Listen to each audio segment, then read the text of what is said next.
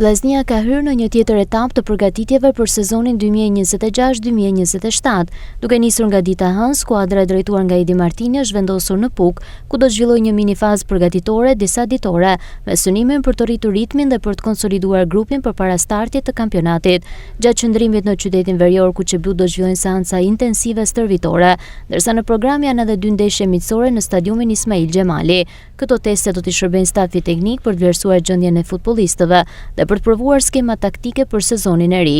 Ndërkohë klubi ka zyrtarizuar edhe një tjetër përforcim në merkato. Pas Adnard Mehmetit, fanellën kuqeblu do ta veshë edhe mbrojtësi haitian François André Dulisse, i cili ka firmosur një kontratë 1+1 me vllaznin.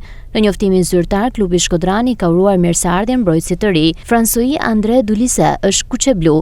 Një tjetër përforcim i rëndësishëm i bashkohet vllaznisë për sezonin e ri me kontratë 1+1.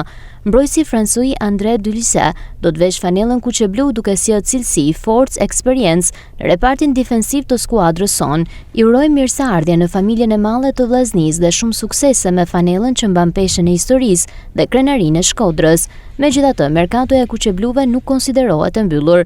Drejtuesit dhe stafi teknik vjojnë punën për të përforcuar repartin ofensiv, aty ku aktualisht Edi Martini ka në dispozicion vetëm Bekim Balaj dhe Daniel Perez. Për këtë arsye, afrimi një sulmuesi tjetër mbetet prioriteti kryesor i vllaznisë në ditët në vijim.